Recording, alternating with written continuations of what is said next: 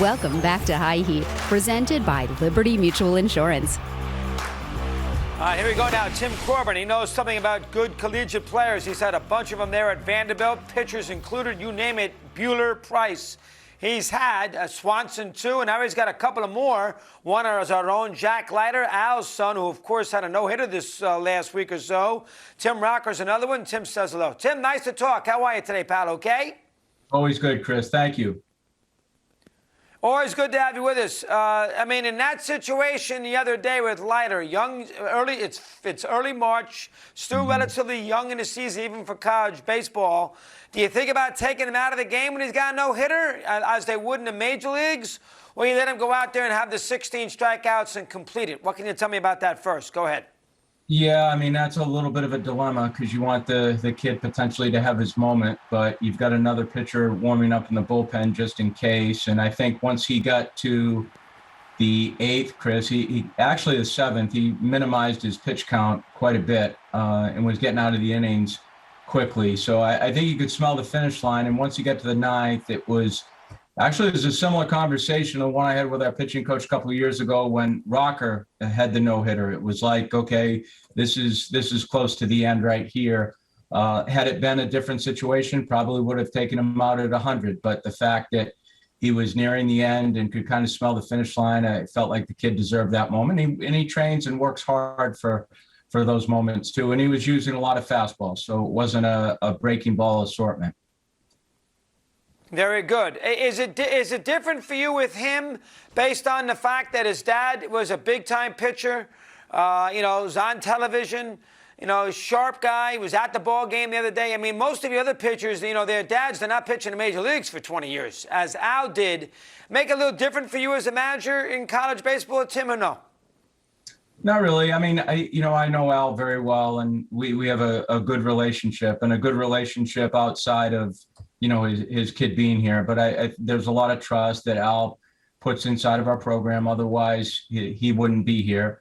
But I think at the same time, I think the number one goal is that we can win the game, and number two, we can keep the kid healthy. And I think in that situation right there, it was certainly a borderline situation that a lot of coaches find themselves in a quandary sometimes. But at that point right there, it was all about just winning the game and finishing the game. Yeah, it's a tricky spot. You did a good job. What is, are we talking about 96-mile-an-hour fastballs? Give me a little scouting report on Jack right now. What can you, I'm sure he throws awfully hard, got a great delivery. His uncle pitched too for a long time. Give me a little rundown, a scouting report on how good he is. Go ahead.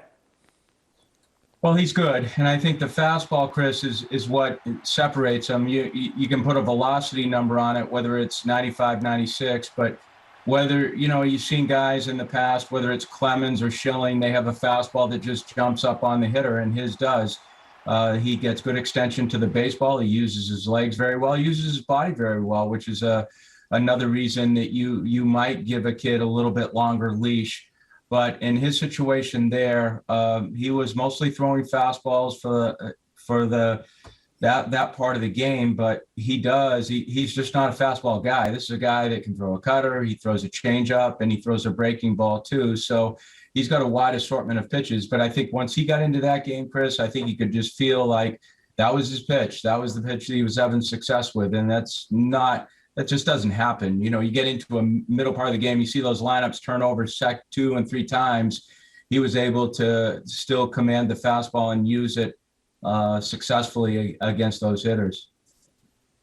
All right, now let's do something on the other one, Rocker, who is going to be a big pitcher too, but you got these 2 starters at the top of the rotation. My goodness.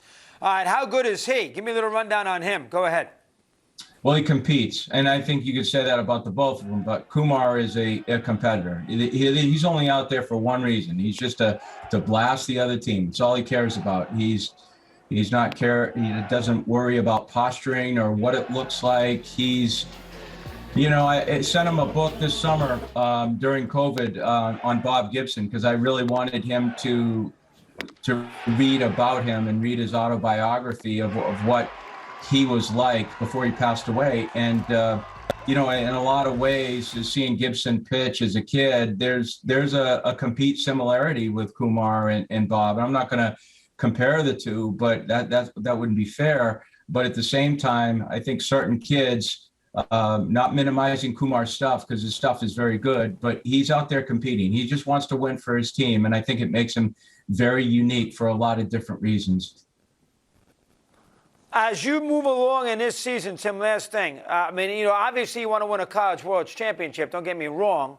But you got two pitchers here who are going to be, high draft picks, and, their career is ahead of them. I'm sure you got 4 or 5 other players on this team that are going to be drafted more than that and will have major league possibilities. So that's a tricky line. I mean, you're not a minor league manager who's obviously working for the big league club and you do what he tells him to do. You're trying to win for Vanderbilt. But by the same token, you got to keep their futures in mind as well, which might mean, sometimes that doesn't go hand in hand with winning a title. So how do you handle that as a skipper there at a great baseball program like Vandy? Let me hear.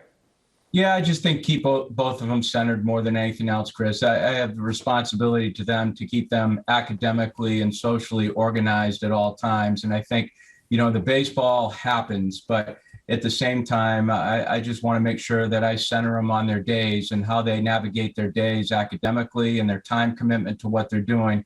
They're both very mature kids, and they're both young kids, but they're both very mature too. They handle their business well, and they don't get off track often, but that's because they've been raised well. They're very good reflections of their parents, but at the same time, I promise their parents I keep them in motion and keep them in line. So the ancillary things that go on around them, we try to negate those by just staying very focused and centered on what they have to do inside this environment. And if they do that and their focus is on our team, then a lot of those individual things will take care of themselves. Great job, Tim. Boy, big time to have you on here today. You've always been nice to us. Appreciate it very much. Thanks. We'll get to you again, I'm sure, sometime this spring. Thanks very much today. Likewise, Chris. Thank you.